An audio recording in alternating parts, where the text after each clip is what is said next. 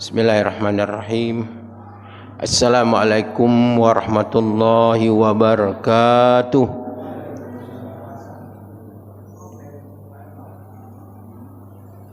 Alhamdulillahirabbil alamin. Alhamdulillahillazi arsala rasulahu bil huda wa dinil haqq. Yuzhiru 'ala dini kulli wa kafa billahi syahida. Raditu billahi rabba wa bil islami dina wa bi Muhammadin sallallahu alaihi wasallam nabiyya wa rasulah. Subhanaka la ilma lana illa ma 'allamtana. Rabbi zidna ilma warzuqna fahma.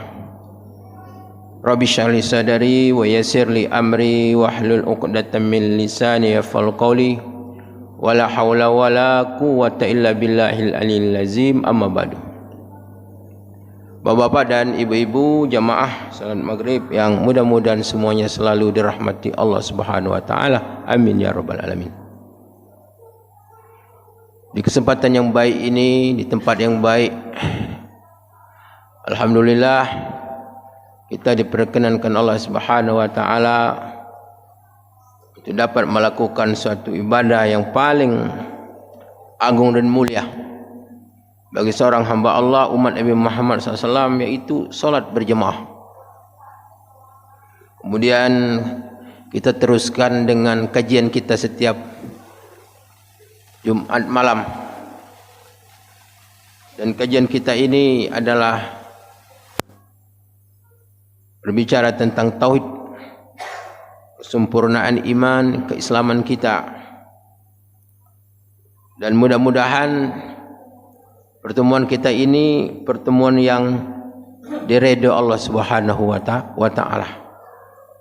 Dan mudah-mudahan kita mendapatkan ilmu ini, dan ilmu yang kita peroleh ini dapat mendekatkan diri kita kepada Allah Subhanahu wa taala dan meningkatkan rasa takwa kita, rasa takut kita kepada Allah Subhanahu wa taala. Amin ya rabbal alamin. Selawat serta salam mudah-mudahan Allah selalu melimpahkannya kepada Nabi kita Muhammadin sallallahu alaihi wasallam, dan kita selalu berdoa kepada Allah Subhanahu wa taala. Semoga kita nantinya dipertemukan Allah dengan Nabi kita Muhammad sallallahu alaihi wasallam, dan juga kita insyaallah mendapatkan syafaat darinya di akhirat nanti. Dan insyaAllah kita akan masuk surga bersama Nabi kita Muhammad sallallahu alaihi wasallam. Amin ya rabbal alamin. Bapak Ibu rahimakumullah, marilah kita untuk melanjutkan kajian kita, pelajaran tauhid kita. Nabi Muhammad sallallahu alaihi wasallam bersabda, hadis yang diriwayatkan oleh Imam Muslim, qala Nabi sallallahu alaihi wasallam, wallazi nafsi Muhammad biyadihi la yasma'u bi ahadun min hazihi al-ummah yahudiya aw nasrani summa yamutu walam yu'min billazi asatu bihi illa min ashabin nar. Kata Rasulullah SAW, demi Allah dan diriku ada di tangannya. Allah, Rasul bersumpah dengan nama Allah, dengan dirinya nama Allah Subhanahu wa taala. Kata Rasulullah, la yasma'u bi ahadun min hazil ummah, tidaklah mendengar namaku oleh seseorang dari umat ini, Yahudi maupun Nasrani, kemudian mereka mati dan tidak beriman denganku, kata Rasulullah, dan dengan agama yang aku bawa, dengan risalah yang aku bawa, illa min ashabin nar, kecuali dia menjadi penghuni neraka. Jadi hadis ini menjelaskan bahwa Nabi Muhammad sallallahu alaihi wasallam itu adalah diutus Allah Subhanahu wa taala untuk seluruh umat manusia, bahkan untuk jin dan seluruh umat manusia. Dan kehadiran Rasulullah SAW itu dengan diutusnya dirinya sebagai utusan Allah, maka sudah tidak berlaku lagi semua ajaran para nabi dan rasul yang diutus Allah sebelumnya. Jadi menasahkan di dunia ini tidak lagi berlaku, tidak lagi diterima Allah Subhanahu wa taala segala bentuk ibadah ketaatan yang tidak diajarkan oleh Rasulullah SAW. Kecuali itu ada syariat-syariat yang dulu dilakukan oleh para nabi dan rasul, dan itu sudah dimufakkat oleh Rasulullah SAW, seperti ibadah haji. Itu kan syariat Nabi Allah Ibrahim, sampai sekarang tetap caranya tidak berubah. Seperti kurban, ya kan, itu sejak Nabi Adam AS. Karena Rasulullah melakukannya, maka disyariatkan kepada umat Nabi Muhammad SAW. Jadi di sini bahwa Rasulullah SAW ini adalah menasahkan segala bentuk ajaran agama sebelum Rasulullah diutus. Bahkan di dalam sebuah hadis juga dijelaskan oleh Imam Bukhari, qala Nabi SAW, wa kana an-nabiyyu yub'asu ila qaumihi khassah wa bu'ithu ila an-nasi kafah. Dan adalah nabi-nabi itu diutus khusus untuk umatnya masing-masing. Jadi ada umatnya masing-masing. Para nabi dan rasul ini banyak nih. Ada 124 ribu nabi. 124 ribu nabi. Itu soal sebenarnya. Ada 315 orang rasul. Itu jumlah sudah berapa? Ya. Nah, jadi kalau rasul itu dia mendapatkan wahyu untuk dirinya dan juga untuk umatnya. Kalau nabi mendapatkan wahyu khusus untuk dirinya. Itu kalau nabi. Sekarang bagaimana nabi yang diutus Allah Subhanahu wa taala dia bukan seorang rasul, maka dakwanya adalah melakukan ajaran rasul sebelumnya.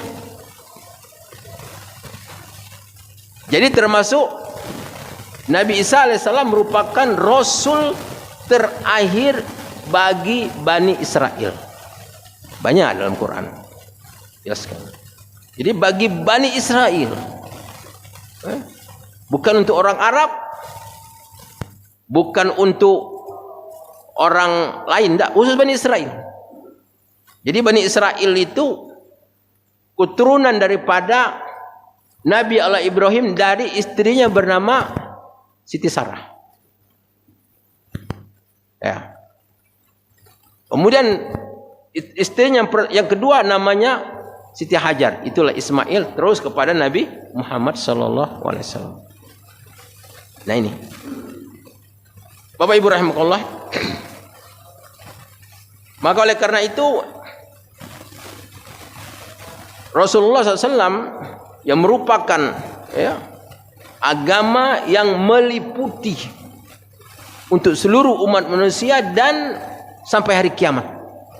Sehingga tidak ada lagi nabi sesudah Nabi Muhammad sallallahu alaihi wasallam.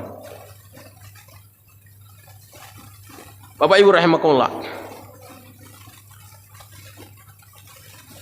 Jadi di akhir-akhir ini, dan memang kita tidak tidak terbayang bagaimana perselisihan di antara para ulama. Para ulama, bukan di antara para penganut agama, tidak. Ini para ulama. Yang sebenarnya ini merupakan satu musibah. Musibah yang sangat besar itu adalah musibah agama. Musibah keimanan. Kalau kita berdoa, doa selamat itu apa? Allahumma inni atau Allahumma inna nas'aluka salamatan fiddin. Itu yang pertama ada ya. Ya Allah ya Tuhan kami minta kepadamu keselamatan pada agama, pada keimanan. Ada? Ini. Kemudian baru yang lain. Wa afiyatal fil jasad wa ziyadat fin dan lain sebagainya. Nah, sekarang khusus kita masyarakat kita ini kena musibah. Musibahnya apa? Musibahnya musibah agama.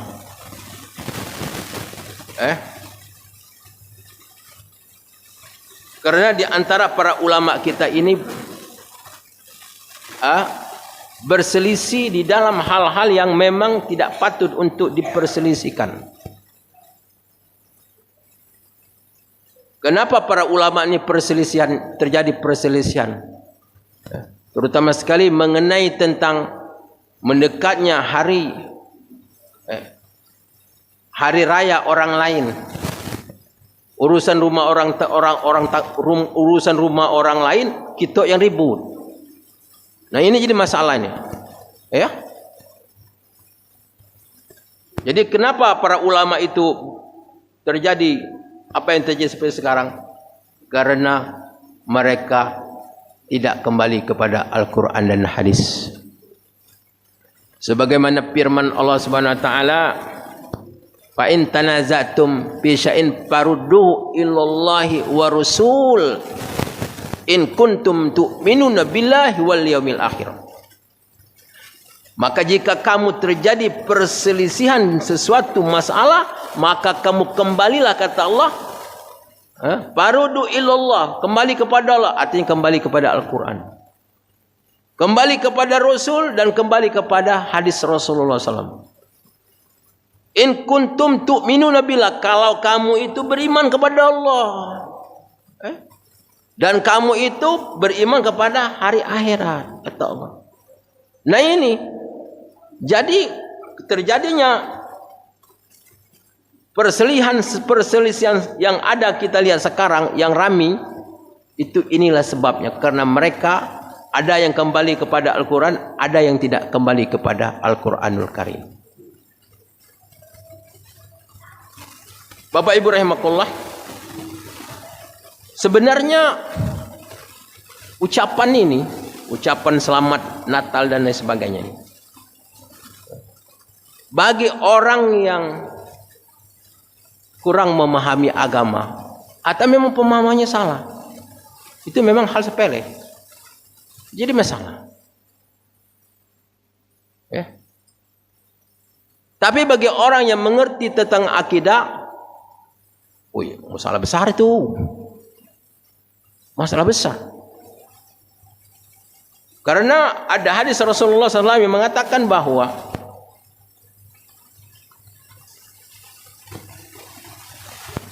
seseorang itu dengan satu ucapan bisa menyebabkan dia dilemparkan Allah ke dalam neraka sejauh langit dan bumi. Satu kata, baik. Terpeleset kata, ya kan? Itu bisa dilemparkan Allah Subhanahu wa taala. Jadi hadis ini ulama takut. Jadi ulama ini, sebab ada ulama ini yang takut kepada Allah. Ada ulama tapi tidak takut kepada Allah. Maka dikatakan dalam Quran, innama yakhsyallaha min ibadihi ulama. Sesungguhnya yang takut kepada Allah itu adalah ulama. Jadi yang dikatakan ulama, benar-benar ulama, adalah ulama yang takut kepada Allah. Tapi tidak semua ulama takut kepada Allah, tidak. Bapak Ibu rahimakumullah,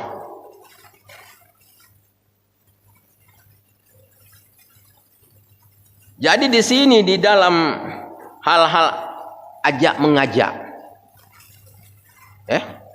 ajak mengajak di dalam masalah agama, ini kan sudah ada dalilnya kan di dalam Quran. Hafal gak lo? Apa dalilnya? Lakum dinukum waliyadin, ya kan? Ya katanya tidak hafal. Lakum dinukum waliyadin. Agamamu agamamu, agama kami agama kami. Agamamu agamaku agamaku.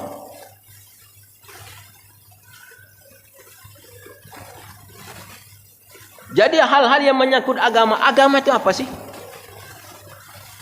Masalah agama ini masalah keyakinan, masalah ketuhanan, masalah ibadat, masalah apa lagi? Masalah sikap umpamanya. Jadi banyak masalah agama ini. Yang pertama adalah masalah keimanan. Coba kita kanlah beriman kepada Allah. Kita beriman dengan ayat yang mengatakan lam yalid wa lam yulad. Allah tu tak beranak dan tidak diperanakan. Itu kan keimanan kita kan. Tuhan tu esa kan. Tak beranak dan tidak peranakan. Jadi Tuhan tu esa. Coba buka di Qul Huwallahu itu, kita jenguk. Lam yalid wa lam yulad wa lam yakul lahu kufuwan ahad. Allah tidak beranak dan tidak diperanakan. Jadi keyakinan kita, akidah kita itu Tuhan tu esa, tak beranak, tidak diperanakan.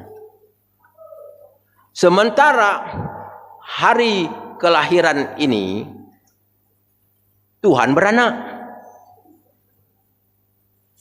Coba nyambung tak? Mak mano orang Islam? So boleh mengucapkan ucapan itu. Ayat Qul Huwallahu diapalnya sejak kecil sampai dia tua, sampai S3 dia, profesor, doktor dia. Kok dia lupa dengan ayat tu? Lam yalid walam yulad tu. Ngapanya lupa tu? Cobalah kita fikir. Kalau kita nak ngaji secara benar. Kita sudah yakin Allah tak beranak, sekarang ada orang ngajak, kita Tuhan beranak. Coba bayangkan. Ini yang pertama. Yang kedua ini masalah keyakinan, masalah ketuhanan. Tuhan kita kan berbeda, Tuhan kita ini. Tuhan kita adalah Allah Subhanahu wa taala. Qul huwallahu ahad. Katakanlah Allah itu esa. Allah yang esa, yang zat yang menciptakan langit dan bumi ini. Itu Tuhan kita. Yang kita sembah, yang kita taati. Yang la ilaha illallah. Yang iyyaka na'budu wa iyyaka nasta'in. Itu Tuhan kita. Sementara Tuhan yang lain, Tuhannya 2, 3. Coba bayangkan, Tuhan kita lah berbeda, keyakinan kita lah berbeda. Kenapa kita nak ikut?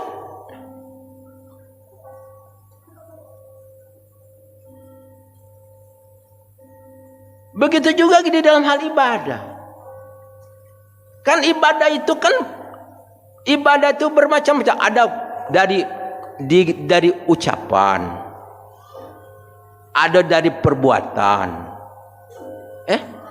Ucapan seperti zikir, seperti doa.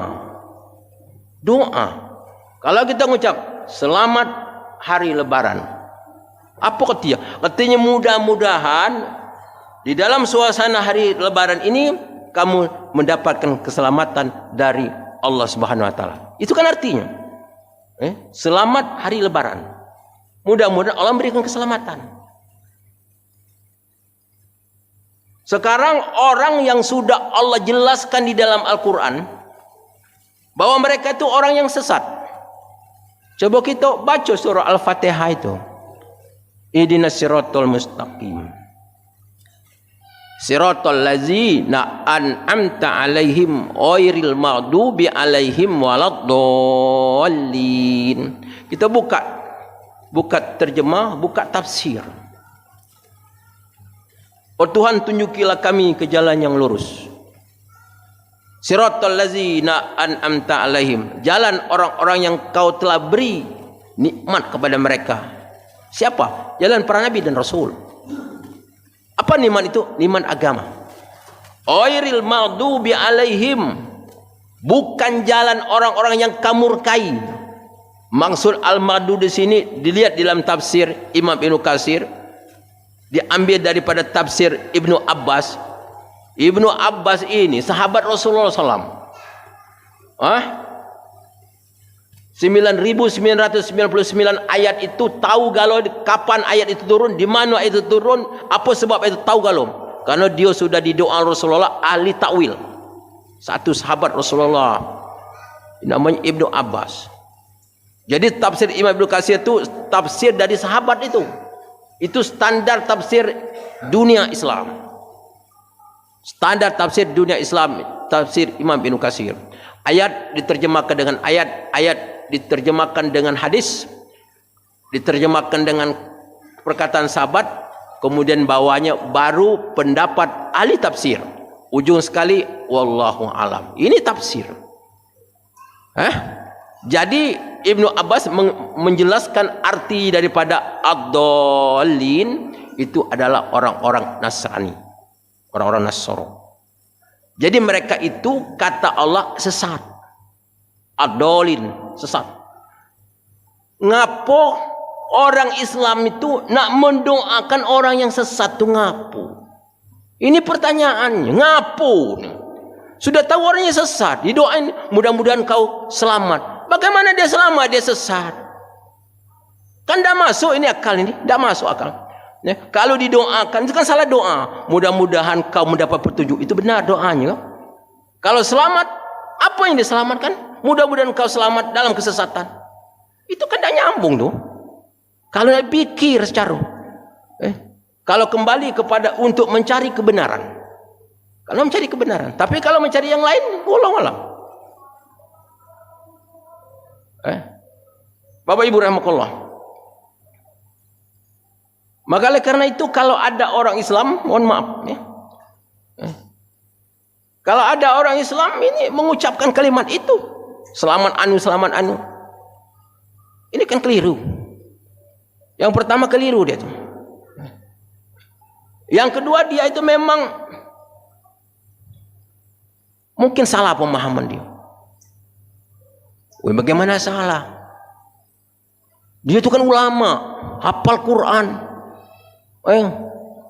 S3, profesor. Bapak Ibu rahimakumullah. Sudah saya katakan bahwa tingginya ilmu tidak ada jaminan. Kita lihat sejarah ya. Siapa yang membunuh Ali bin Abi Thalib?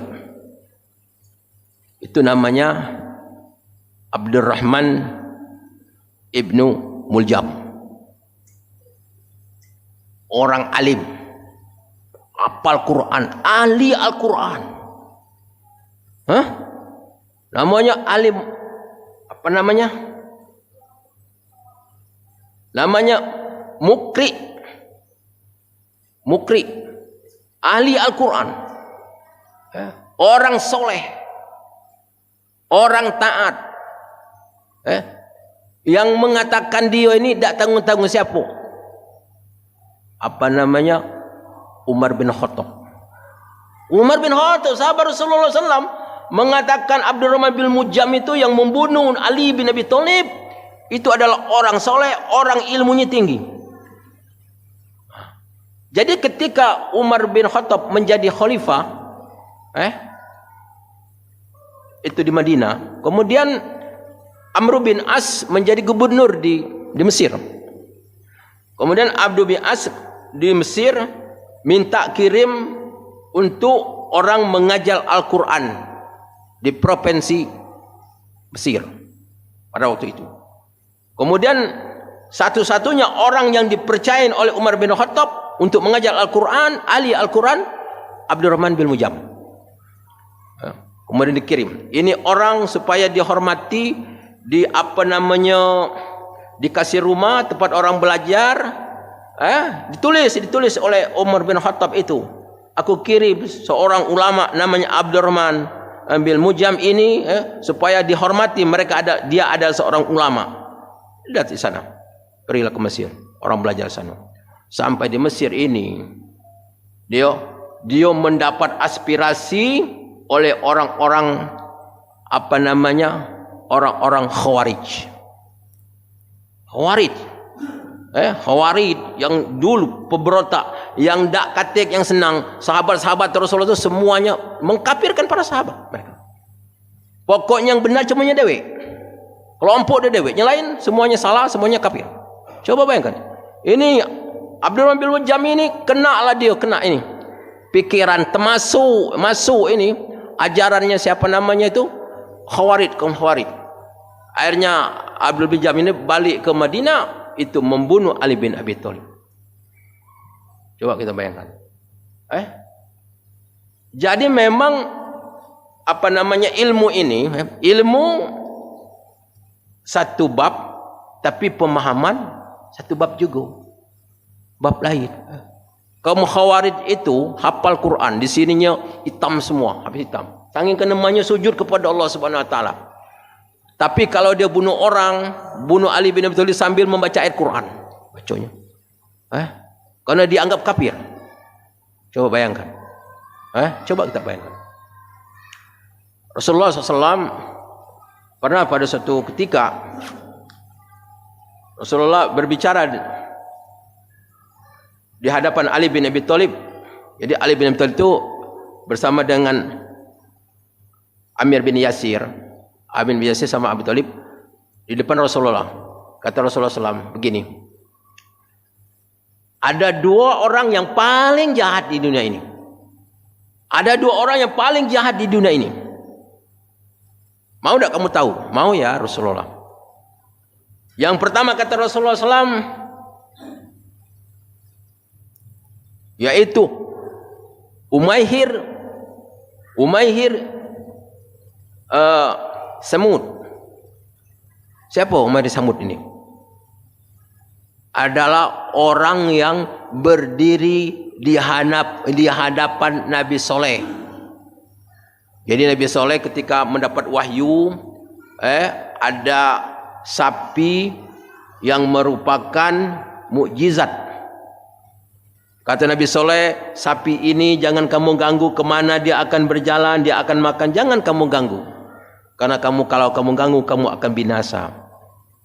Nah ini orang berdiri di hadapan Nabi Soleh, katanya aku bunuh sapi itu katanya. Dibunuhnya sapi, kemudian nak membunuh Nabi Soleh alaihissalam. Ini orang yang paling jahat kata Rasulullah, orang yang paling jahat.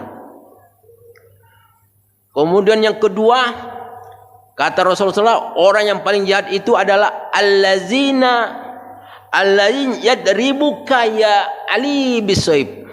Orang yang akan memukulmu ya Ali dengan pedang. Jadi itu sudah dikatakan oleh Rasulullah SAW.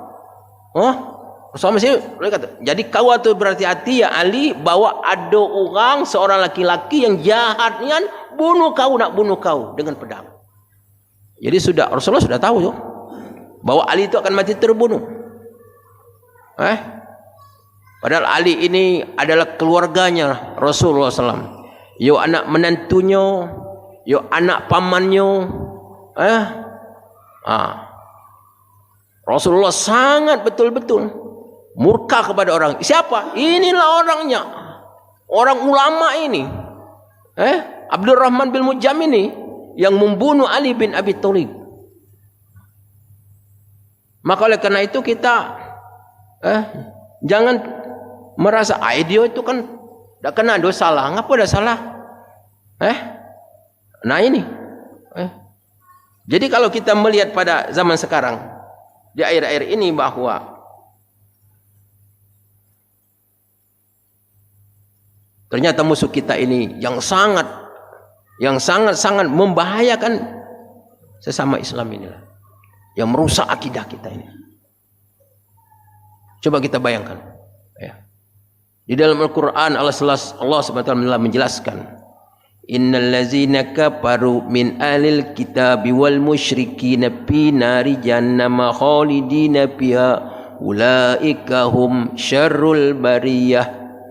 Sesungguhnya orang-orang kafir, innal ladzina kafaru, ini surah Al-Bayyinah ayat 6, innal ladzina kafaru min ahlil kitab, sesungguhnya orang-orang kafir dari ahli kitab. Siapa ahli kitab itu? Orang Yahudi dan orang Nasrani.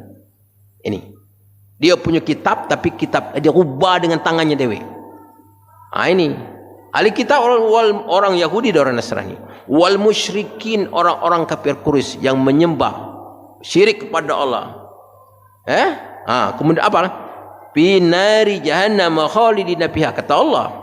Mereka itu di dalam neraka untuk kekal selama-lamanya. Ulaika, mereka itu kata Allah, syarrul bariyah, sejelek-jelek makhluk Tuhan yang melata di muka bumi ini. Nah, ini kata Allah.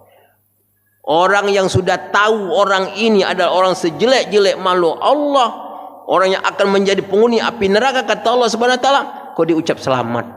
Selamat. Coba bayangkan. Kemana kira-kira nalar? Kemana kebenaran otak?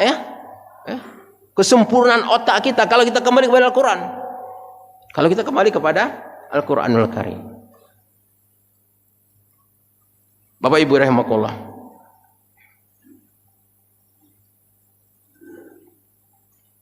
Maka oleh karena itu, marilah kita senantiasa untuk belajar tauhid. Karena pelajaran tauhid inilah yang insya Allah dapat untuk membimbing kita, dapat membimbing kita, sehingga kita ini bisa untuk berhati-hati di dalam kita berucap. Kalau kita sudah belajar tauhid, insya Allah kita apa yang disampaikan oleh orang dan semua kita terima, sebenarnya kita ada filter. Ini cocok, ini tidak cocok. Jadi kita itu tidak semuanya dimuntah semua, tidak. Diterima semua, tidak. Tapi kita punya filter. Punya filter. Sehingga dengan demikian, apalagi kita yang namanya sekarang hidup di akhir zaman seperti begini, kita tidak lain, kita yang pertama kita berdoa kepada Allah. Kita berdoa kepada Allah. Banyak-banyak kita berdoa kepada Allah Subhanahu wa taala. Karena doa inilah yang masih yang tinggal. Kata Rasulullah SAW, ad-du'a'u silahul mu'min. Doa itu senjata orang-orang beriman. Nah, kita banyak-banyak berdoa kepada Allah agar kita ini tidak disesatkan, tersesat jalan hidup kita. Nah ini, jadi kita banyak berdoa kepada Allah Subhanahu wa taala. Minta kepada Allah Subhanahu wa taala, Rabbana atina min ladunka rahmah wa hayyi lana min amrina rasyada. Ini surat Al-Kahfi ayat 10 ni baca terus ni. Rabbana la tuzigh qulubana ba'da idh hadaitana wa hab lana min ladunka rahmah innaka antal wahhab. Jadi kita minta kepada Allah agar hati kita ini tidak digelincirkan Allah Subhanahu wa taala. Keimanan, keislaman, hidayah yang Tuhan kasih kepada kita tak diambil Tuhan lagi. Kita lah sudah solat berjamaah terus, insya-Allah sampai mati kita solat berjamaah. Tak diambil Tuhan lagi. Kita yang sudah sering zikir kepada Allah, zikir terus kita sampai hari kiamat. Nah ini, kita lah rajin kita ikut pengajian, kita ikut terus. Kita ikut terus. Jadi barang baik ini dah diambil Tuhan lagi. Nah ini kita minta kepada Allah Subhanahu wa taala. Minta kita kepada Allah Subhanahu wa taala. Karena kata Rasulullah SAW mengatakan, la yazadu illa asyarru minhu. Tidak akan datang tahun kecuali tahun itu lebih jelek daripada tahun sebelumnya. Cobalah kita perhatikan, terutama sekali di dalam hal kita beragama. Semakin lama semakin ruwet, semakin lama semakin kacau. Coba kita bayangkan. Memang kata Rasulullah SAW bahwa ketika Rasulullah itu berdoa kepada Allah, ya Allah, ada beberapa doa Rasulullah katakan, ya Allah, supaya jangan ada satu umat yang akan menguasai umatku. Allah kabulkan. Kemudian apalagi doa Rasulullah, ya Allah, ya Rasulullah, jangan ada umat yang menghancurkan umatku. Kata Rasulullah, yang menghancur umatmu, kata Allah, umatmu sendiri. Yang merusak umatmu sendiri. Umat lain tak sanggup. Mungkin hadis ini dicari orang Yahudi. Nah, dicarinya orang-orang Islam, orang-orang munafik di dalam keislamannya. Itulah diajaknya untuk merusak agama Islamnya. Jadi kalau berhadapan dengan orang munafik, kita habis akal. Tak usahlah ke kita, Nabi lagi tak sanggup. Karena Rasulullah itu tak pernah membunuh orang Yahudi, orang-orang munafik tak pernah dibunuh. Ngapo? Karena kata Rasulullah, aku takut nanti orang bilang Muhammad membunuh saudaranya. Nah ini yang sulitnya. Padahal Rasulullah itu tahu ini munafik, ini Rasulullah tahu dia. Tahu dia. Tapi kenapa dia tidak mau membunuh orang munafik? Itu. Apalagi kita. Tak sanggup kita. Kalau dia berbicara bukan main bicaranya. Sangat betul-betul kata Allah Subhanahu wa taala, kalau dia berbicara akan menarik hatimu. Kalau dia tampil kamu terpukau. Hebat penampil, benar-benar ini akan pembela Islam. Kan ternyata dia memang benar-benar untuk menghancurkan Islam. Bapak Ibu rahimakumullah, kita tidak bisa membayangkan bagaimana anak kita kegiu, bagaimana cucu-cucu kita nanti. Kita pikir,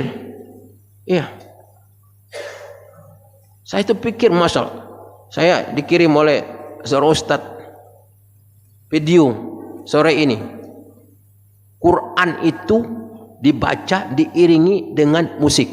Saya langsung saya nangis. Ya Allah, Quran dibaca sampai musik. Ya Allah, ini Quran kalamullah. Quran ini kita dak katek di dunia ini yang paling mulia daripada ini. Dak katek. Tak boleh kita meletakkan sesuatu. Aku sering di mimbar ini, kadang-kadang ada barang pucuk mimbar, pucuk Quran. Jangan kita meletak sesuatu pun di atas Quran. Sebab di dunia ini dak katek lebih mulia daripada Quran ini. Tak ada. Tapi Quran dinyanyi-nyanyinya, di lagu-lagunya dengan lagu apa namanya itu? Aku tak tahu lagunya, pakai musik. Coba, itu semua orang Islam semua melakukannya. Anak-anak muda. Tak berapa dikasihnya duit, kita tak tahu. Tapi itu jelas Quran. Allah mengatakan, Abillahi wa ayatihi wa rusuli kuntum tastazi'un la ta'taziru qad kafartum ba'da imanukum. Apakah dengan Allah dan ayat-ayatnya dan Rasulnya kamu berolok-olok? Ini ngolok Quran ini. La ta'taziru, jangan kamu minta alasan. Qad kafartum ba'da imanukum. Gawe kamu itu kata Allah, kamulah membuat kamu menjadi kafir sesudah kamu beriman. Perbuatan mereka. Lihat di dalam surat Taubah. Nah ini. Kita takut yang mak manolah. Anak kita, cucu kita, keluarga kita kagi. Mun kita kalau selesai lah itu, jangan lagi mati ni. Nah kagi itu. Kita jenguk keadaan sekarang lama itu. Cara orang membuat agamanya, membuat Qurannya kayak gitu. Main-main, kerja nyanyi-nyanyi di musik-musik, apalagi yang akan datang, Masya Allah. Tuhanlah yang tahu. Ini, jadi kita minta berlindung kita kepada Allah, berdoa kita kepada Allah Subhanahu Wa Taala. Semoga Allah Subhanahu Wa Taala memberikan perlindungan. Rabbana hablana min azwajina wa zuriyatina qurratan waj'alna lil muttaqina imama. Allah, mudah-mudahan anak cucu kita diselamatkan Allah Subhanahu Wa Taala dari fitnah-fitnah seperti ini sampai hari kiamat. Amin ya rabbal alamin. Bapak Ibu rahimakumullah, demikianlah kajian kita pada malam hari ini. Mohon maaf atas segala kekurangan dan kehilapan kepada Allah menampun. Wabillahi taufiq wal hidayah. Assalamualaikum warahmatullahi wabarakatuh.